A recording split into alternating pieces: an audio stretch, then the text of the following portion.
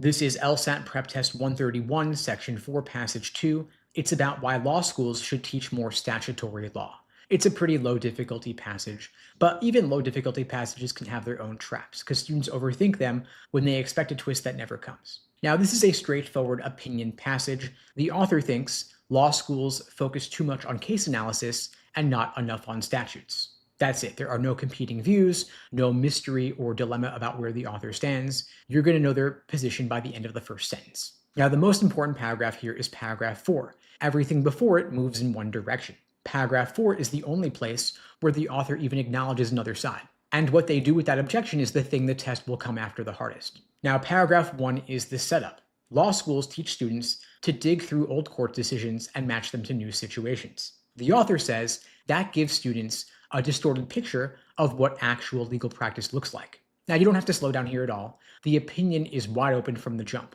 Just law schools are doing this wrong. Grab the complaint and keep moving. Paragraph 2 gives you the first reason statutes matter, and it starts off with a simple example. A lawyer with a tax question can sometimes just read the statute and get a direct answer.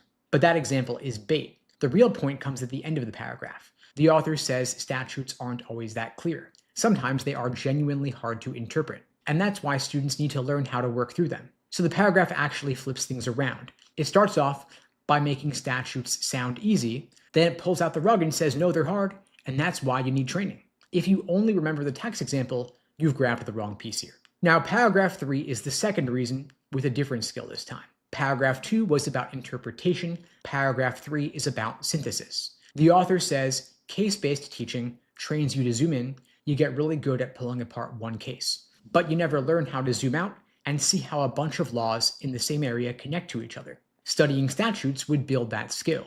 And then right at the end, the author ties it to specialization. And that last sentence there is doing real work. It's saying this is not some abstract nice to have. Students are going to specialize. They've got to see how laws in their area fit together. So you don't want to skip past that connection. Now, paragraph 4, you want to slow down here. That's where the passage gets into the meat of the questions. The author raises an objection against their own argument. Statutes differ from region to region. So if you learn one region's statutes, that knowledge doesn't travel with you.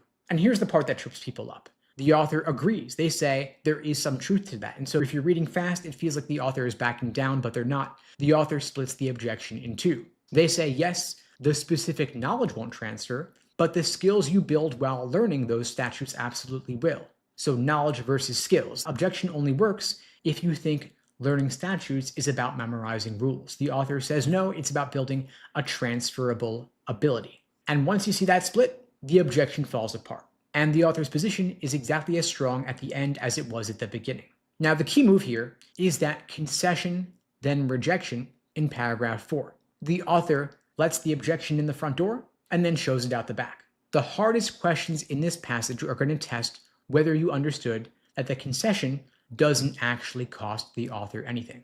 Now, the author's stance here is fully one-sided. They want more statutory law in law schools, period. The main trap here is reading that moment in paragraph 4 as genuine uncertainty. Students who see the phrase "there is some truth" and think the author is hedging are going to pick answers that describe the author as being tentative or partially convinced by the counterargument, and that is wrong. The author here is confident from start to finish. The concession is just a rhetorical move. Now, before you go on to the questions, you want to check yourself on these 3 things. First, can you name 2 separate reasons the author gives for teaching statutory law? Hint, they're in paragraphs 2 and 3, and they target different skills. Second, do you understand why paragraph 4 exists if the author is just going to reject the objection? You want to know what that paragraph is doing for the argument. And third, can you explain the knowledge versus skills distinction the author draws at the very end? That's where the toughest questions are going to draw from.